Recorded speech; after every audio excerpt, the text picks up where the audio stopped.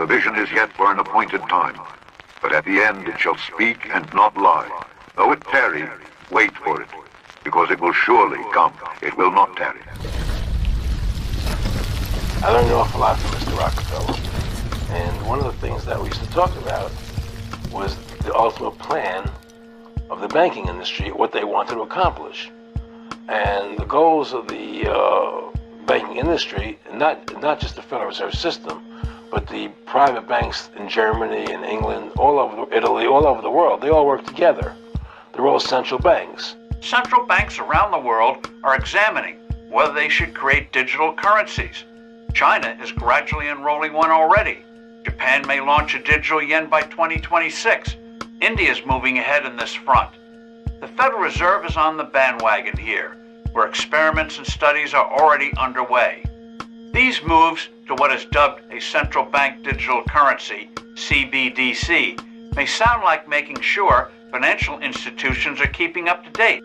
Now, advocates say CBDCs will help central banks better fight inflation because they'll have more direct control over the money supply, that it will sharply speed up transaction payments between buyers and sellers in the marketplace. The nature of this CBDC, what is it actually going to look like? They never talk about that. Right. But I heard one European central banker tell me what it's going to look like. He saw it.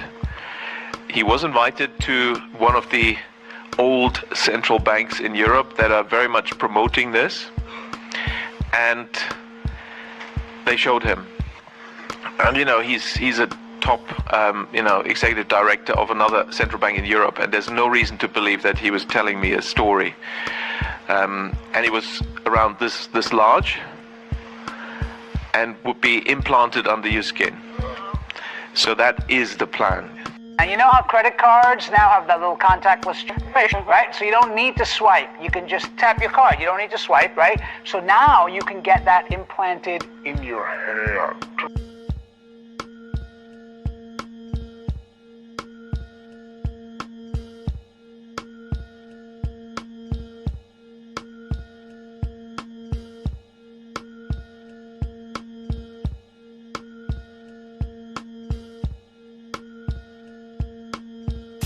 If we were building a financial system from scratch today, we'd do it on a digital platform.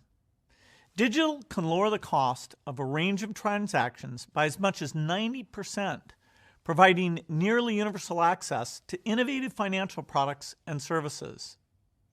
Unfortunately, we don't have that luxury of starting from scratch. So we have to show not only the vision to plan for this better digital future, but also the wisdom to manage a secure transition from the current system. It's a big responsibility, but with more than 2.5 billion people not able to get at formal financial services, the opportunity compels us to do it. You have to develop systems that deal with people's fragility, to give them a sense of resilience, both at an individual level and at society level and at economic level. It's one of the reasons why I support a basic income, because then you get people saying, yeah, I'm going to be able to handle a shock if it hits me, unless it's totally catastrophic, but at least within a range. So I think we've got to learn to live with uncertainty. Let me just bring Richard back to comment on that, because completely diametrically opposed here. Yeah. It's interesting. You come to the conclusion we need a basic income. And of course, I sympathize with this idea, which is an old idea, a century old. But why has it been favored since, well, the last, 10 years by all the billionaires, the Davos billionaire class? Why are they favoring it? Because they want to roll out centralization, digital ID, and digital money and CBDCs. And if you link that, it becomes a very totalitarian system.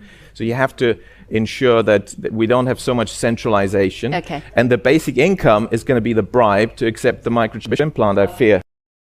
Across the millennium years is crunch time in this whole agenda, crunch time for the human race. This is the time when this network of interbreeding bloodlines wants to bring in its global fascist structure of a world government to which nation states would be administrative units. Of a world central bank and a world currency, a currency that wouldn't be cash, it would be merely electronic, for which there are fundamental implications for human freedom. And also the World Army, which is designed to be NATO, expanding and expanding as it is now, of course, to become the fully fledged World Army, World Police Force. And underpinning that little lot is designed to be a micro-efficient population, in which we are micro-efficient with our financial details, our medical details, etc., etc. And that would allow not only electronic tagging, people knowing where we are all the time, it would allow the external manipulation through this electronic means of our mental and emotional processes. This will happen.